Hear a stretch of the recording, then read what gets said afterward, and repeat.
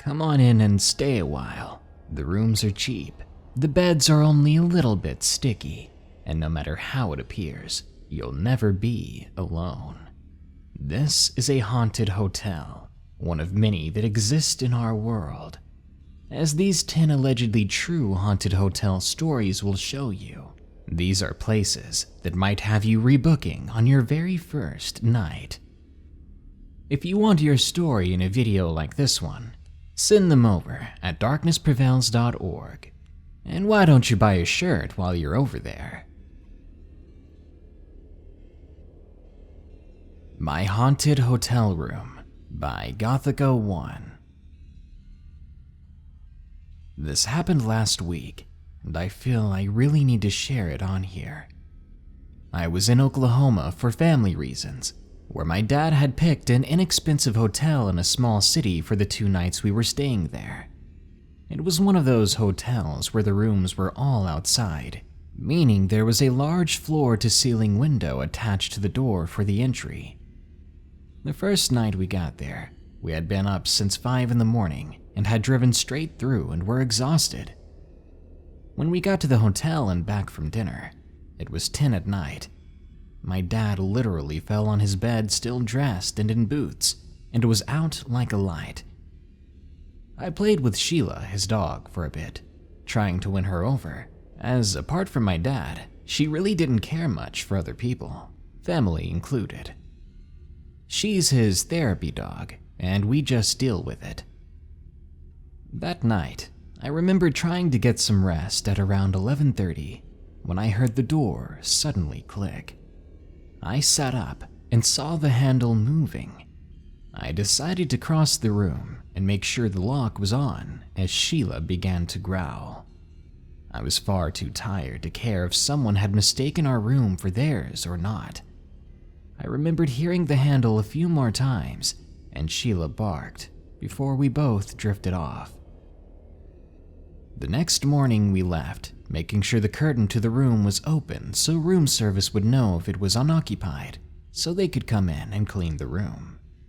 We got back that night, bordering on 11 this time, and the curtains were closed. When we went inside, the room was how we'd left it, and my dad went down to the desk to ask about the situation.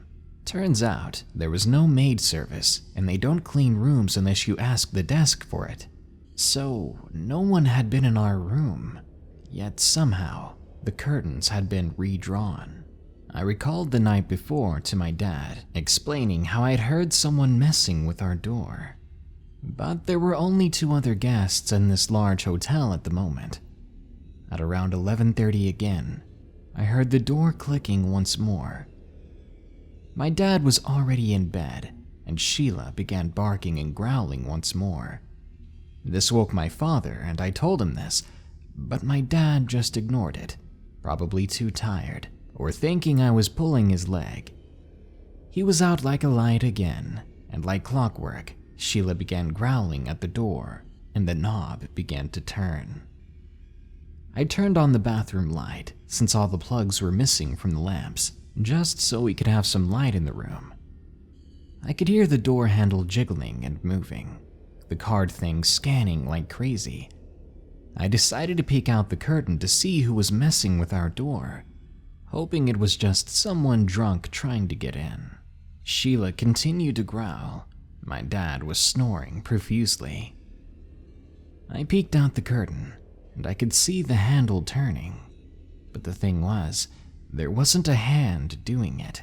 Suddenly it stopped, and where I stood, there began a tapping on the other side of the glass, right next to my face. I nearly screamed. I closed the curtain, and I ran back to bed, part of me actually relieved to have confirmation that the hotel room was just haunted and not trying to be broken into, as relieved as one can be in that situation. I hushed Sheila, who was still growling, and from my bed I could see the curtain moving, like Sheila had walked over to peek out, but then that stopped too. After a few minutes, the silence bothered me, and I looked to see she was no longer next to my dad on his bed like normal. The door was still shut as it should be, but the room felt heavy. I stood up from the bed and went over to the corner to find Sheila whimpering. She came over to me and I picked her up, and we went back to my bed, until she opted to hide in the bathroom around 1 a.m. And then, like a light switch, everything stopped. No rattling door, no strange feeling. And at the same time, Sheila came out of the bathroom and came back to me, licking my hand. Needless to say, I didn't bother telling everything to my dad. But when I talked to my cousin, he indicated that it was a similar reason as to why they stay at a different hotel, even though that one was closer to where we needed to be. For the record, I'm still bitter at my dad for sleeping through that nightmare, and to have the audacity to want me up at the crack of dawn after all of that. Room 1 by TheCrimeEnthusiast.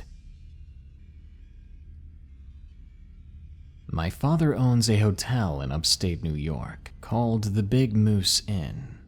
It's been 2 years now, but I figured I should share this with the paranormal community because what happened to me made me too scared to even go near it. Room 1 is a place I always refer to as the doorway to hell.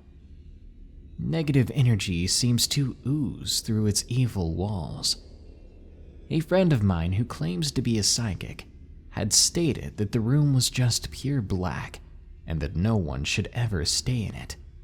I've always been shaken up when I look over to that room, and on one winter's eve, I confirmed it was evil and tried to tell my father, but he's a non-believer, so I didn't know where to turn but here. It was late, and I needed to do my homework, but the electric sharpener wasn't in the house, so I had to go over to the front desk and use theirs to sharpen my pencil. I suited up into my winter gear, and I walked down toward the bar door when something caught my eye.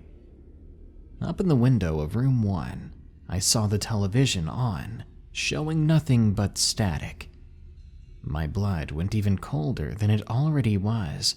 And keep in mind, the inn is meant to be closed during the winter, and it was late at night, so no one was in the hotel aside from my dad and grandpa, bringing in Christmas presents to room 6. I rushed up to them and told dad that room 1's television was on. He responded with, "Well, then go turn it off for me."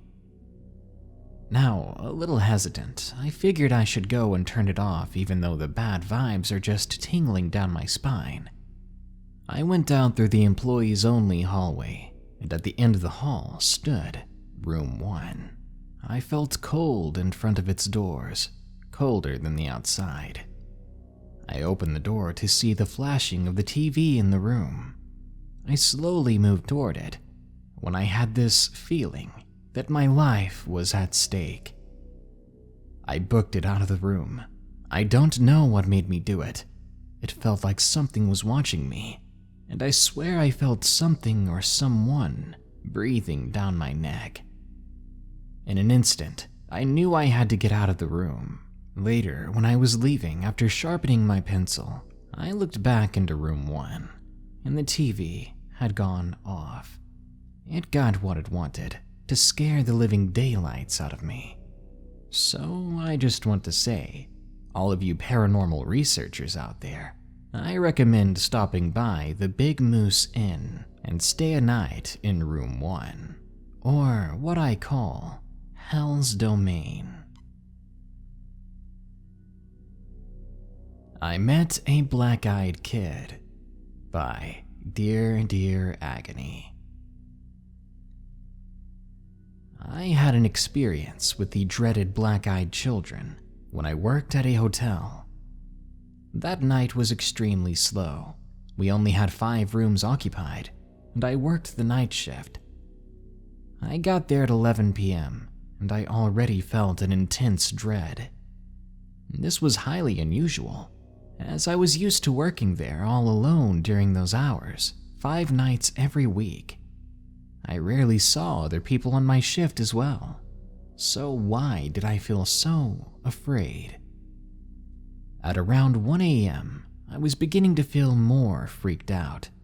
I began to look around the lobby, and no one was there. I looked through the cameras. There was one for literally everywhere in the hotel, and I could see every inch of the grounds from the front desk. There wasn't anyone on any of the cameras. I looked down for a couple of seconds and then back up, and I nearly screamed when I saw a little girl suddenly standing at the counter. She was so short, I could only see just her nose and up. Her eyes were solid black though, and she had jet black hair. She seemed to have come out of nowhere and managed to make zero noise while she did it. She was simply staring at me, silently. I had jumped when I saw her, and now I felt awkward. I stuttered out, "Hi, can I help you?" She practically whispered in a monotone voice that didn't seem to suit her, saying, "Can I have some towels?" I was practically mortified, but I managed to find a response. Okay. I'm practically doubling over with fear at that point. I couldn't stop looking into her black eyes. I went around the corner for a moment to grab some towels for her. When I turned back, I see that she's in the entryway to the area behind the counter. I was still scared. I could see her full body at this point, and she was exactly the kind of little girl you would expect to see in some horror film. Waist-length black hair, pale complexion, solid black eyes, and voice at just a whisper. I handed her the towels, and she took them. Her hand touched mine for a moment. It was extremely clammy, and in the same voice as she had before, she said to me, "Thank you. I will come back for you." Then she turned and walked away. I looked into the cameras and didn't see anyone go into any of the rooms, and I never saw her again, even though I should have seen her on the cameras. I remained terrified all night, remembering the way she spoke, remembering what she said to me, and I still have no explanation for this. I usually don't scare easily and love kids, but that night, I felt a brand new kind of fear. My Haunted Hotel Story by OCGirl. My new husband and I were staying at the St. Francis Hotel in San Francisco. Around 2 a.m. that night, we woke up to the sound of a baby crying nonstop in the room next to us. We were in a room with one of those adjoining doors, so we knew it was coming from that room. We tried to ignore it, but the baby just kept crying, and it grew impossible to ignore. So we called the front desk to see if they could move us to a different room. I mean, it's not the parents' fault. Babies simply cry like that. However, we never heard back from the front desk, and the baby was still crying. Eventually, after being kept up so long, our bodies couldn't hold out anymore, and we fell asleep early in the morning. The next day, we stopped at the front desk to see if the people with the baby were staying another night, and if so, get word from the desk ourselves to see if they could move us. The desk manager looked at us, though, with a weird expression on his face. He said, "There weren't any guests staying in either of the rooms next to you." My husband and I were completely chilled at that point, and were glad we'd be leaving soon. So, if you ever stay at the St. Francis Hotel, beware the baby's cry, because it may not be from this world. Ghost Call by Sean. I used to work for a resort. My job was working behind the scenes as a part of the front desk. I would answer all the phone calls that were internal and external at the hotel. The resort itself was not very old, but there have been a few accidents in the hotel. One specifically was back in 2015 when a guest had gotten really drunk and went back to their room. That guest ended up slipping going into the bathroom and hit their head extremely hard on the sink and passed away. Now, whenever a guest calls the front desk from their hotel room, it would show you their room number and last name. After that incident, there was a particular night where I was working until 2 a.m. because the overnight staff was coming in late. It was a really slow month for the resort, so not much was happening. I was watching Netflix on my cell phone when I got a call. I paused the show and put on my headset. To my surprise, the call was coming from the room that the guest had passed away in. I paused for a moment, hesitant to answer the call. I picked up and gave my greeting, and the line was quiet for a few seconds before whoever was on the other end hung up. I checked to see if anyone was staying in that room, but the logbook said it was vacant. The next day, I was telling my coworkers about the incident. One of the other staff members said the same thing happened to her when she worked an overnight shift. She got a call from that room. Even though it was supposed to be vacant, she heard breathing on the other line before someone hung up.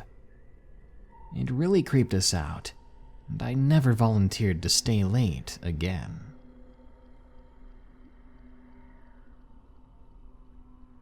Haunted Hotel Story by Dylan M. Last year, my buddy Quinn and I went on a mini haunted road trip. Our first stop was the supposedly haunted hotel in Flagstaff, Arizona. We stayed in a room that was said to be haunted by an old lady. There's even a creepy old rocking chair that we were told often rocks at night. After hearing about some of this, we decided we'd have a go at it ourselves.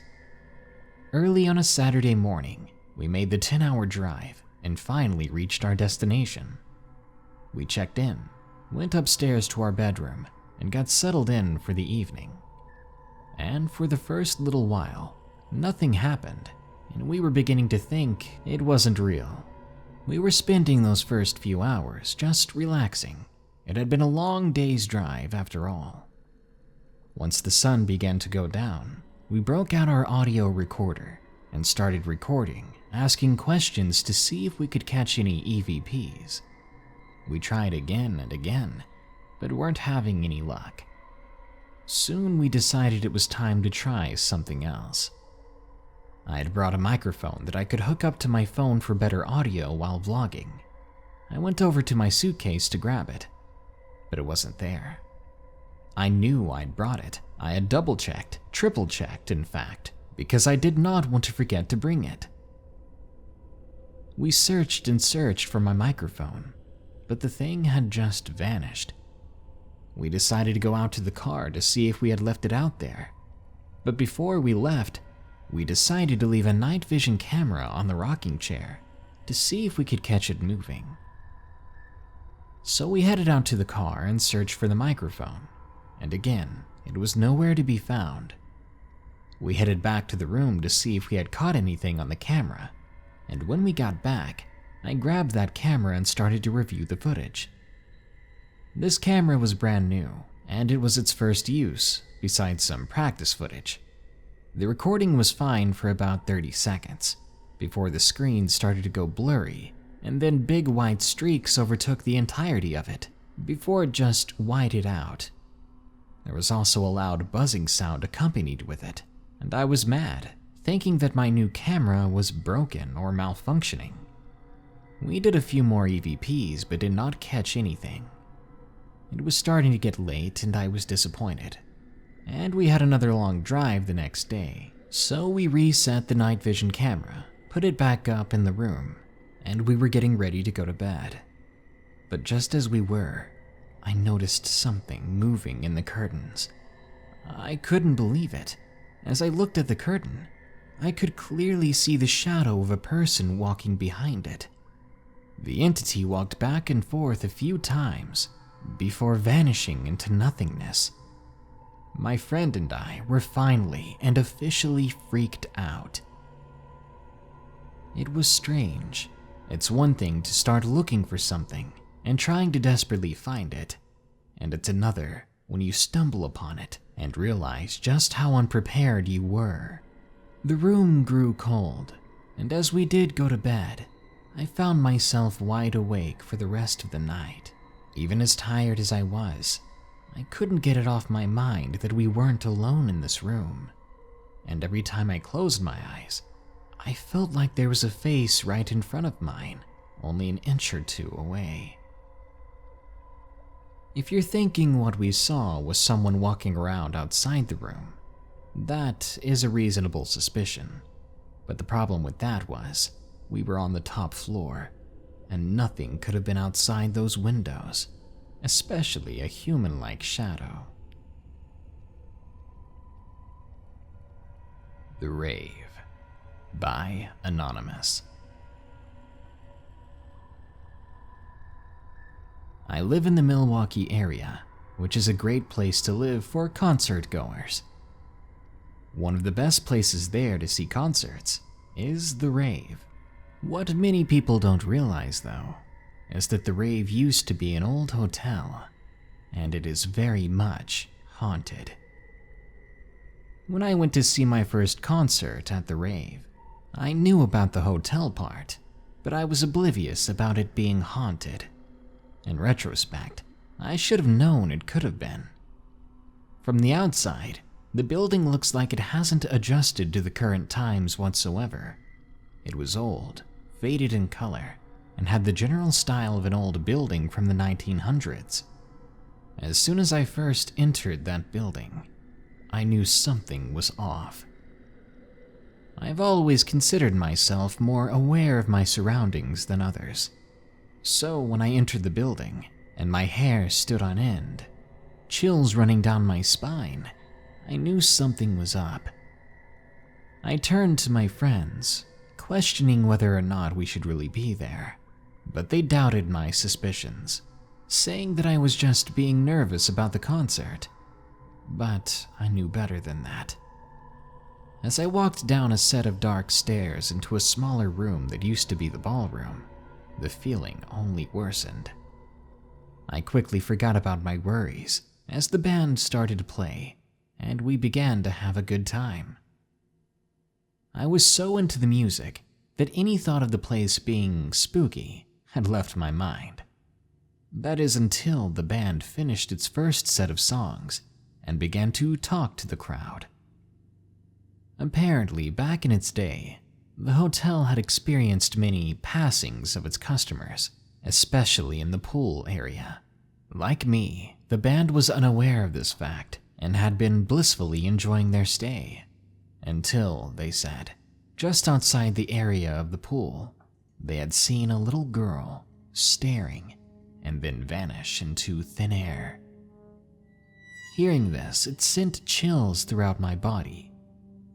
Even if you go on the Rave's official website, it depicts the backstory of the hotel, as well as many of the manifestations that exist there to this day. Here are a few directly from the website, listed by the room at which they appear. The basement area, home of a former men's shelter. The entity of the vile shelter manager is thought to be the source of heavy energy, negative feel, and icy cold spots felt by many, usually in the wee hours of closing time. Other shadow people have been reported by staff, and a few band members packing up for the night after performing in the Eagles Hall. The pool area. Entity of a little girl roams around the hallways behind the coat check area in the basement. Her laughter is often heard. Her presence sometimes gives the living a brief sense of dread. Staff have heard shuffled footsteps, smelled a strong odor of bleach in the basement where the pool is located. The boiler room, located underneath the pool. A past employee known as Jack is still present and doing his work in the boiler room, where he seems to stay. He doesn't like people coming into his area. One group on a ghost hunt recorded a voice saying, "Get out.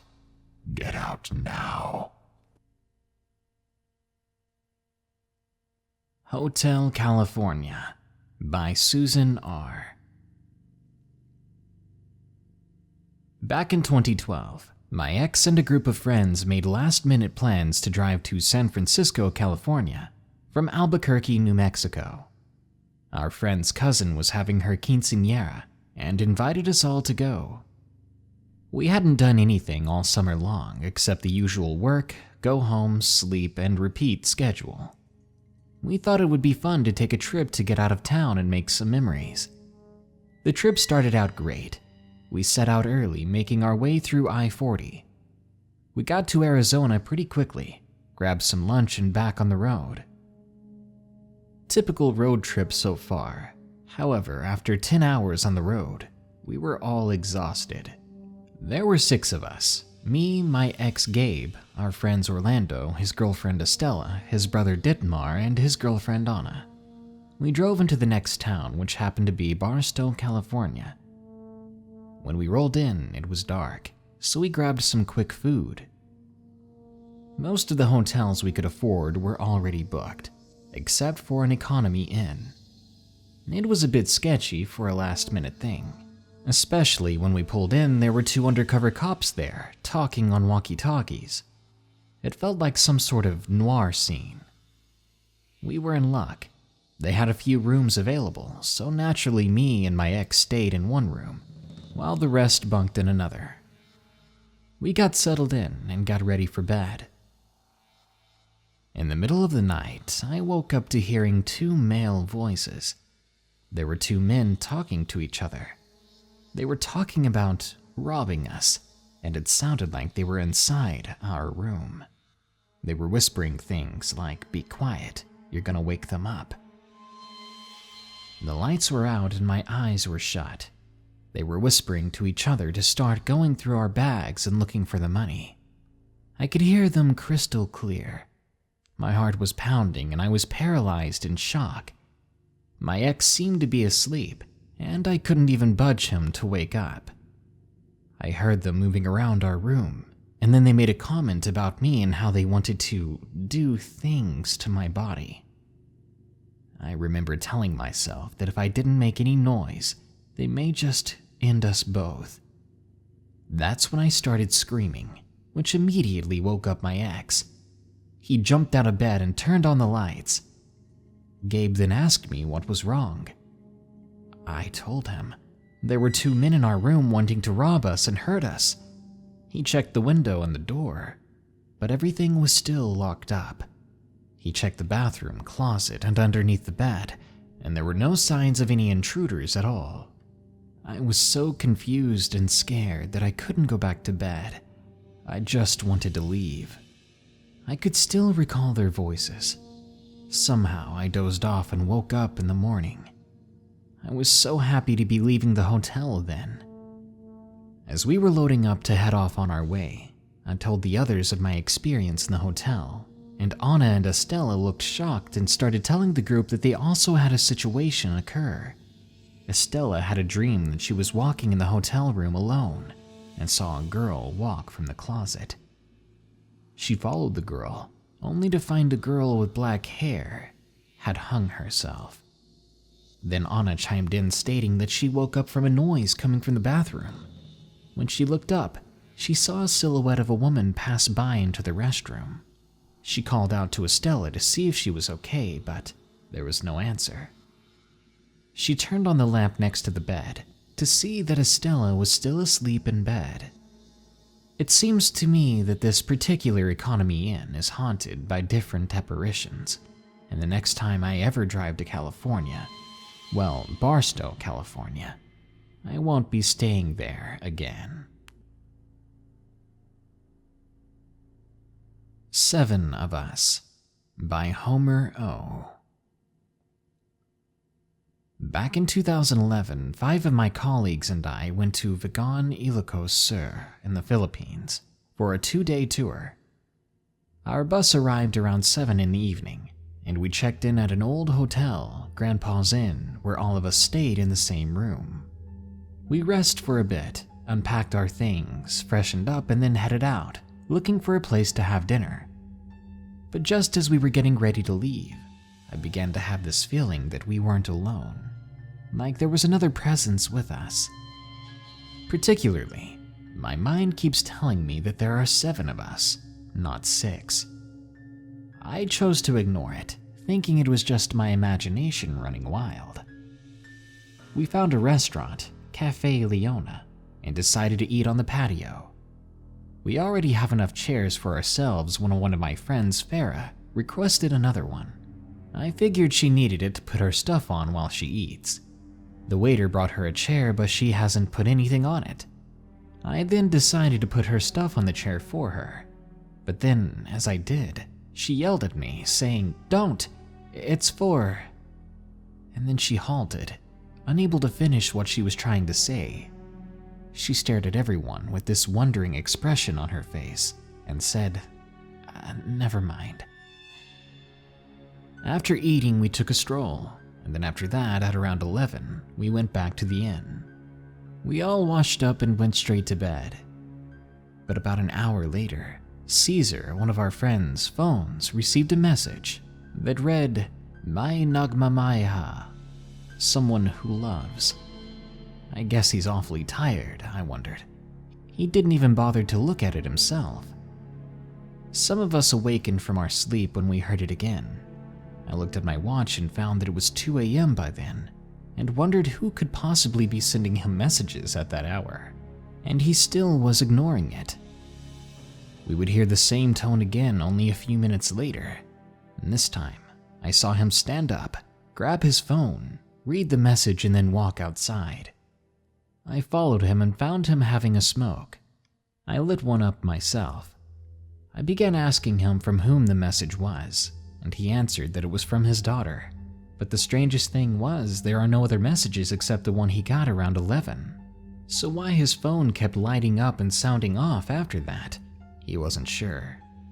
The following day, we had our breakfast, then proceeded to a church bell tower to take a few photos. On our way out, we saw an ice cream cart and each of us got one for ourselves. My friend, being so generous, told us that it will be his treat and decided to pay the bill. When the ice cream guy asked how many people he was paying for, he replied with 7. I looked at him stunned, and I had to remind him that there were only 6 of us. The others made a remark too that they felt the same thing right after we checked into the hotel. We stared at one another in disbelief. Ever since we got into that hotel, something strange happened, and whatever it was seemed to follow us everywhere throughout the town. It was a very bizarre situation, and a little bit too creepy for my liking.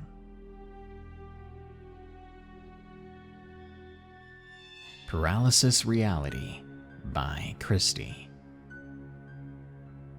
In the summer of 2016, I worked as an industrial medic for a company contracted to a pipeline project. My shifts were from 7 a.m. to 4 p.m. for 7 to 10 days at a time. Working on the pipeline meant I moved a lot, so I'd be in one town for a few days and then another. My boss found out the work would be in one area for a bit and had a bright idea. He would put me in a fifth-wheel camper to save money on hotels. I stayed at a resort for a week and was moved to the next town. Except this time I stayed at a motor inn hotel that had camper hookups. The way the hotel was set up was you turn in left and there was a restaurant in front, and behind it was a motel wrapped around it like an L. On the open side of the L is where the motorhomes were hooked up. My boss put the fifth wheel I was living in nearest to the back of the motel, which was closest to the showers and bathrooms. There were about 12 spots of motorhome hookups, and a few were taken, so it wasn't entirely empty. The way the fifth wheel I was living in was set up was it had one separate room, a small kitchen that had a dining area and a couch across from it and a washroom. I stayed at the motor inn for 3 nights and everything was fine. But on the 4th night, I woke up and could hear someone walking the trailer I was in. Instantly, my heart was pounding. I reached above my bed to turn on the light, and I went to grab my phone, which dropped in front of the bed, which was an inch away from the wall where I had been charging it. I panicked and tried to reach for my phone, and I heard the person outside unplug my trailer, and the lights turned off. I was so frightened I just left my phone, got up and moved the curtain that separated my room from the kitchen. I went into the kitchen and the light coming in from outside illuminated it. I looked around. I could see an old man slumped over sitting on the couch, and I asked him, "What are you doing in here?" He looked up at me and I could see him clearly. He looked sad, and I immediately felt guilty for him, even though he was a stranger in my trailer without consent. I asked him again, "What are you doing here? Are you okay?" And then I heard a loud bang at my door and asked, "Who's there?" But there was no answer. I looked back at the old man, who had stiffened up and looked more frightened now. The banging continued, and I asked again who it was, but there was still no answer. Then whoever was banging on the door started trying to pry it open. I panicked and tried to hold the door closed, but there was no door handle, just something that clicked the door open or closed. Now I'm bawling my eyes out, telling them to go away. The door was finally opened by the prying, and immediately I saw 2 men standing there in the dark, wearing white masks.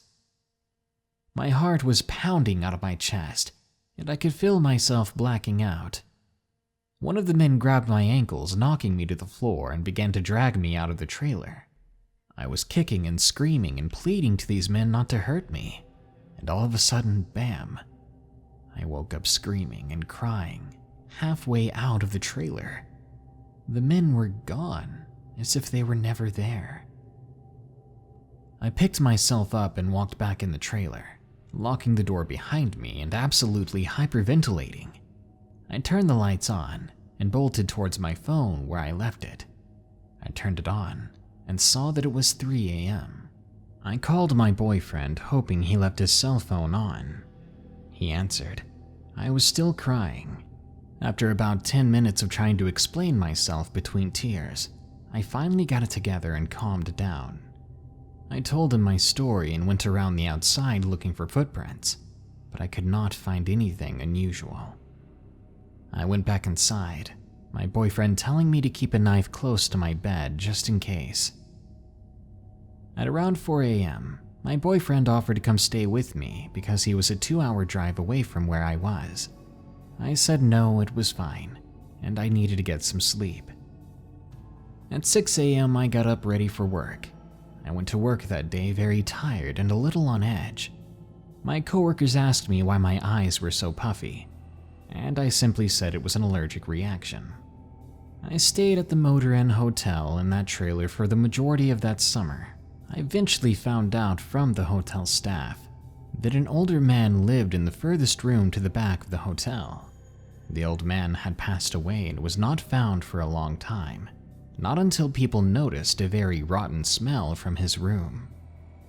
No one knew how he passed, and it was not investigated by the police. But after what I saw that night, I think maybe it should have been. I don't care how scary it sounds, I'll be booking my stay at a hotel that is extremely haunted. If I don't get dragged down to hell, I'm getting my money back, because life is short and I want it full of spooks. Good night. Be sure to like, share, comment, and subscribe if you enjoyed the video. Remember, you can send me your story at darknessprevails.org.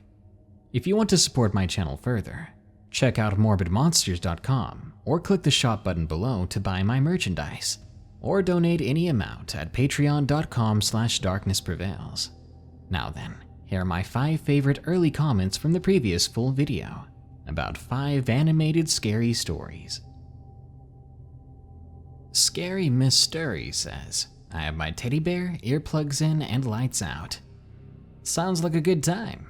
I love clutching onto hairy things when I can't see in the middle of the night. Delicate Sage says, I love your videos. Please keep going strong. I really love the Skinwalker and Wendigo stories. They're very interesting. Well, now that I'm trying to do more and more illustrated and animated things, I'd love to see some of these Wendigo and Skinwalker stories brought to life. Irish Mud says, seriously, Darkness, I have homework to do. Ugh, maybe I should do 5 scary homework sightings. CPT Whiskers says, hey Dark Lord, where do you park at night? In the driveway. And HK47 Assassin Droid says, I can't believe you still get monetization. Congrats. Why can't you believe it? Don't jinx me. It's scary times these days. Alright guys, that brings us to the end of this Darkness Prevails episode, but more are coming soon, so stay tuned. Until next time, here are the credits to my patrons who continue to donate. Remember, stay safe out there and stay creepy, because this world is a strange one.